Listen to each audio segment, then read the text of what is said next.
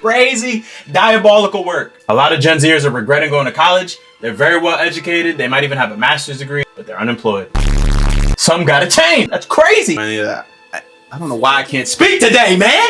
What's going on, guys? It's your boy J2SMS, and I'm back here with another banger for y'all. Student loan debt is out of control. It's absolutely crazy. A lot of people are trying to go to school and get degrees, but when they come out, they're just either A, not able to find a job, or B, they're finding jobs, but they're low paying and not even able to really pay back their student loans in a timely manner. Spare change, ma'am. I can only speak on America because that's where I live and that's what I know. America, yeah! But, you know, drop in the comments down below if you live in another country like the UK or somewhere else that is dealing with similar issues. I'd be really interested to hear what you guys have to say. I'm definitely gonna make a part 2 to this video, so make sure you guys turn on the post notifications and smash the subscribe button down below so you don't miss that next post. Without further ado, let's jump into the content. I think we can all agree that it's not that embarrassing to graduate college without a job anymore. But do you know what is embarrassing? It's seeing current seniors landing return offers and full-time jobs while you've graduated and are still unemployed. I remember I graduated in class of 2021, so I was kind of in the weird cusp of like where things were starting to transition back into normal life versus being fully in COVID. And there was a generation, you know, the grade before 2020, that graduated in the midst of everything, and they kind of were in a limbo where they didn't really know what to do. A lot of people were just staying put, right? Like the big corporate jobs, they kind of had their people, and unless it was a hospital or somewhere in need that actually could bring in new people or needed to bring in new people, then a lot of places weren't really hiring. So that was a tough spot. So I'm curious to see if she was in kind of that generation where she was watching people that just graduated, you know, the year after or 2 years after start to get some of those jobs or what, because honestly, that was a hyper competitive time around when I graduated, like 21, 22, and you know, all the way even now, like 5 years later, it's still hyper competitive because a lot of people that graduated during that time, like 2019, you know, spring, 2020 fall, spring and fall, and then even in my grade, like 2021 in the fall and the spring, you know, a lot of those people are still trying to find employment because, you know, if you go to college for 4 years, you're not going to try and get a job at 7-Eleven. 80 cents. 80 cents. Having gas prices is crazy now. And I'm not knocking that, you know what I'm saying? Like, everybody needs 7-Eleven. Like, I like going in and getting my late night snackies, you know what I'm saying? Like, it's assumed that if you grind 4 years at college or more, you're not going to be working one of those jobs. You want to go into some type of career or corporate environment. And so a lot of those are really competitive. And so you could find yourself realistically in your early 20s, 2, 3, 4 years out of college, still not being able to land one of those quote unquote dream jobs that you want. And so you kind of surf around doing like serving jobs, working at restaurants, or, you know, stacking retail jobs on top of themselves and stuff like that. Actual real question. I know this is going to make me sound so, I don't know. I just feel like people make this girl looks really young, but they're real. I'm working my first, I'm about to burn my toast. Look at this toaster. She's so fun. Bro, this is like typical Gen Z, bro. Can't pay attention to anything. 9 to 5, actually 8 to 5. Because who works in 9 to 5? It's always 8 to 5. I graduated in December. It took me 10 months to find a job. I've never been more relieved or happy or grateful in my entire life. I got to move back to the city that I went to college in, and now I'm living my city life in my studio apartment. And I really enjoy my job. It's really hard, but it's what I went to school for. I'm not going from being in school to being employed, where you're super busy in school. So like, it's a different type of busy, but at least you were recently busy. I'm going from being unemployed or doing part-time jobs that are 20 hours a week, not waking up at 6 a.m. to a 8 to 5. That's exactly what I was just telling you. People stacking those I've never been more tired in my little life. Jobs. Everything hurts from stress and adjustment to this life. And I feel like I don't have time to do anything other than work, relax, shower, sleep. I'm gonna put a gym routine in there soon. I just need to adjust to working first because it's not even been 2 weeks yet. All through your life in the beginning stages, it's kind of the whole plan is laid out for you.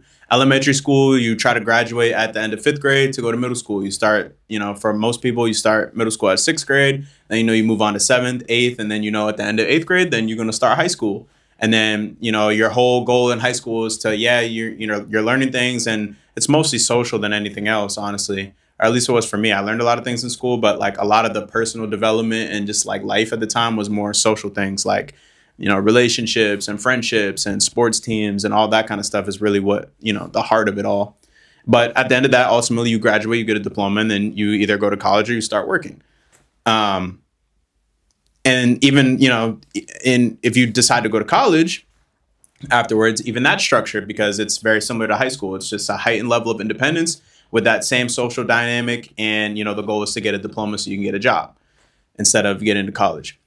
But afterwards, there really is no kind of structure. You're just kind of thrown into the atmosphere just to kind of figure it out. You're just like, a lot of people don't really know what they want to do in life. They either spent the whole time in college partying and didn't really think about it, or they're just really struggling to find what exactly is the right thing for them to do. And it kind of sounds like she's struggling with exactly that. It's like, she graduated from college and she worked some of those like smaller retail jobs and stuff, like I said, that she kind of stacked on top of each other, like I was talking about before. And now she's struggling to have that more corporate structure and still find time for herself to go to the gym or do some of the other personal care things that you need. So I just encourage people to think. I don't know why I keep saying like I'm from Spain or something like that. But I encourage y'all to think about that. If you're a person that's in college or you just recently graduated or, maybe you've even been out for, a number of years and this just isn't something you've thought about, consider making time for things that are healthy for you, good for you, but that you also enjoy. Don't let your whole early years out of school pass you by where you don't do any of the things that you enjoy. And they don't always have to incorporate money. A lot of events do cost a lot of money, like taking vacations and traveling and some of the other things you might want to do. But it could be as small as like, if you want to take that Muay Thai class and learn how to do Taekwondo or karate or whatever, like sign up for it. Make sure you make the time. Like, hey, I'm tired after I get out of work, but let me make sure I take the hour and a half that it is on Saturday afternoons or, Tuesday nights, whenever you're free, to go do that thing and just make time into your schedule. Like, you really have to be super intentional with your time as an adult. And that's even before you have kids or get married or do any of that. I don't know why I can't speak today, man. Oh my God. You got to make time for yourself. You got to make that schedule that was kind of set up for you in high school and in college. So that's, I'll have time for the gym too, but that's like it. When do you guys like live? Or is my living gone? I know it's not. I have my weekends, and I'm going to work hybrid soon. So she got weekends, and she's working hybrid, so she got time at home. But I just want some advice for the adjustment because I know a lot of people go through this, and that I'm not complaining. I literally love my job. I've never been more grateful in my life to have. She's in a blessed position. She's working. She has a job, and it seems like she has some direction. She just needs to put a little bit more planning into her job. And as she was saying, her life is not over. Her living is not done. She just needs to find time to fit in some of those things and just think about it a little more and be a little bit more intentional, but she'll be fine. Let's go to some of the comments real quick. 1 or 2 more years from now, it will be completely worthless, just like new degrees now. I don't think that degrees are necessarily completely worthless now. I think that they just are valued in a different way. I think a lot more people now are going to college than ever before. And so obviously that makes the job markets more competitive. It just depends on what you're trying to do is basically what I'm trying to say. Like, corporate jobs still do look to confirm to see that you graduated from college.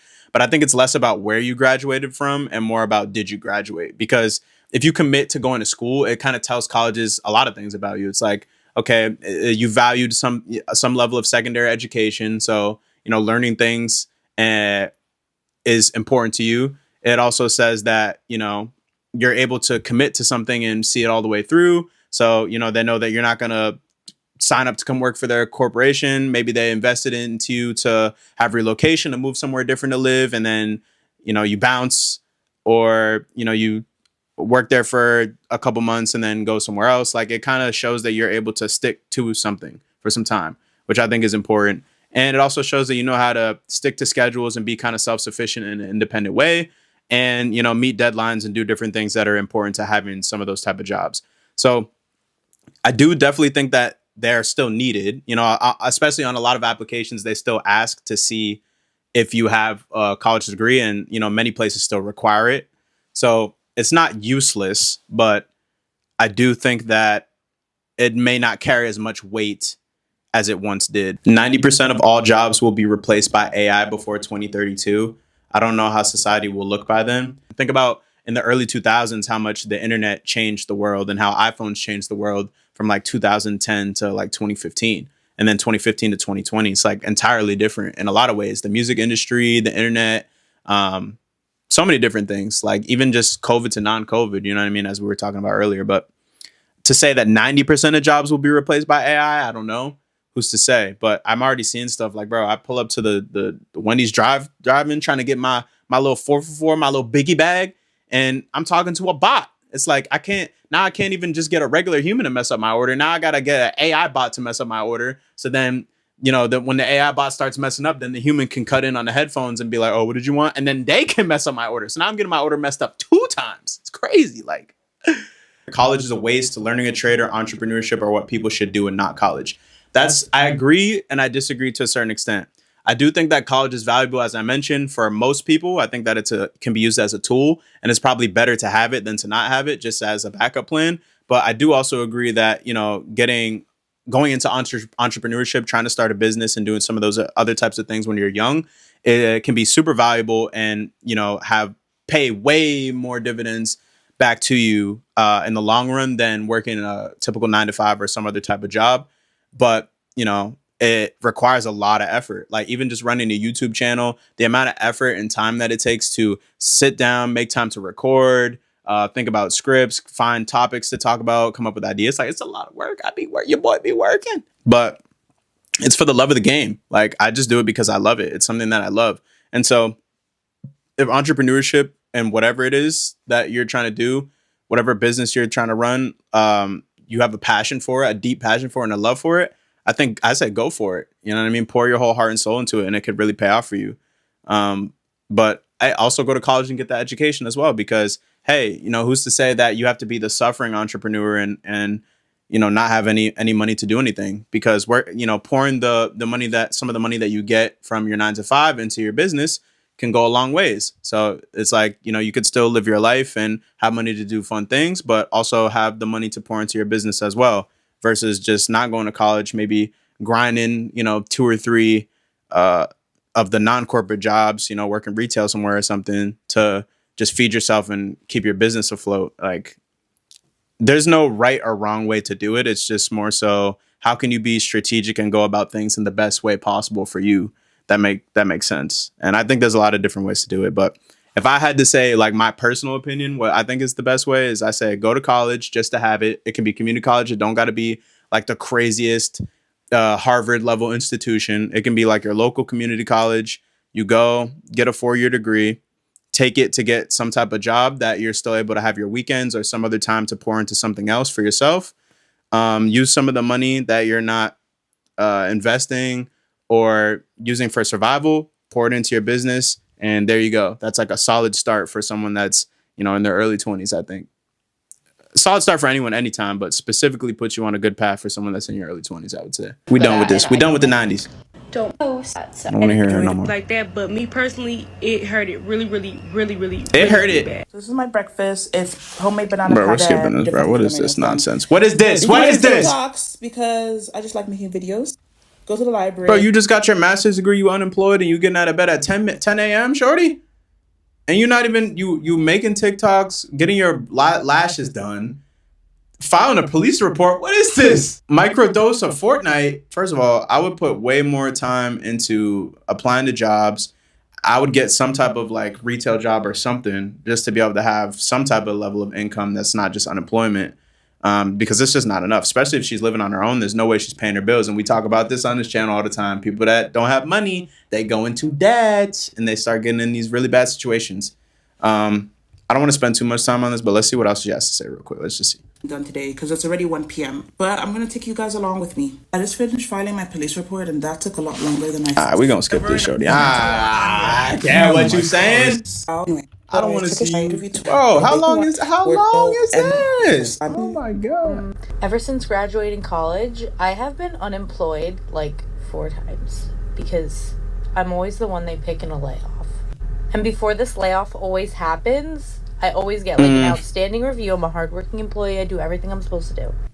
Yet somehow I've been unemployed like... There's got to be something she's doing, right? Like, there's no way there's no way by looking at someone that you can see if they have a college degree or not. And she's trying to shape this as like, they specifically are firing me because I have a college degree. It's like, no, if you've been fired that many times, there is a reason for it, right? It's like, either A, you're not doing your job correctly, or you're showing up late, or you're not following the protocol or the procedures at the job, or B, like you're underqualified for the thing that you're doing. Higher level of education does not automatically equal more pay, right? Like just because you have your master's degree doesn't mean that you're going to make more money when you graduate from college. Like, and also on top of that, you're going to have, upwards of hundreds of thousands, if not tens of thousands of dollars of debt that you have to pay back. And so you want to make sure that you have a higher paying job. So that's what I'm trying to tell y'all. Y'all got to be strategic about how you go about doing education if that's what you're going to choose. Make sure that if you're going to get the master's degree, it's not in, Twilight Twinkie dancing. And it's actually something that you can leverage, right? You can leverage it to present to a potential employer as like, hey, not only did I get this degree, but I have this additional education, like your master's or your doctor's or whatever, or just even your standard degree, and something that's specifically relevant to a certain field, right? Like, you want to make sure that the degree or the higher level of education past just the regular 4-year degree actually can help you make more money. Like, for example, let's say you are a teacher's aide and you went to college for education, you graduate with an education degree, and you want to go get your master's because it'll allow you to become a full-time teacher and make more money, and then you can climb the ranks and become a vice president. You can become a vice principal or then a principal. That makes sense. That's a good use of your time. Or like, let's say you want to be a therapist and you get your undergraduate in psychology and then you go try and get your master's so that you can actually become a licensed therapist. That makes sense. But if you go to, let's say, I don't know, you go to college and you get a communications degree, but then you go and you get a master's in English or you get a master's in history or something like that. Like that's not necessarily putting you in a position where you can leverage that to make more money, especially if you're trying to get a job in, say, sports production. You know what I mean? Like that's not going to get it done. There's no connection. That's apples to oranges. You know what I'm saying? So like, just keep that in mind when you're thinking about going to school, or if you've just graduated. It's not too late, but you can think about, okay, I did that, made a mistake, but how can I then, not lie, but make some intelligent adjustments to my resume so that I can leverage my education in a way that's going to help me actually get a job. And I'm sitting on debt from college that is, at this point, I can't even pay it. I'm literally... See what I'm saying? Why go to college to get a degree for that you can't pay back? Because you don't make enough money. Yes, now she said she just needs money. Now she's going to go work retail or do all these other things that she could have did without going into debt for the college degree. So it's like, you got to play it smart. Play it smart. Work the system how it works you. My choice to go to college. It was my choice, kind of. But at the time, everyone felt like they had to go to college to get a job. So I feel like we kind of got screwed over.